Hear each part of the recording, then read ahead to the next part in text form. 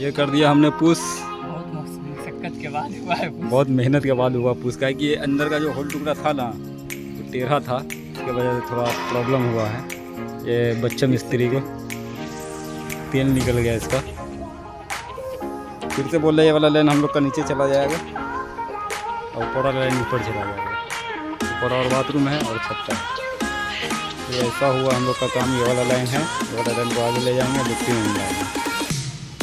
ये वाला पोस्ट है, ऊपर मार के डुट्टी मार के इसको देगा। वाला लाइन हम लोग पहले किया।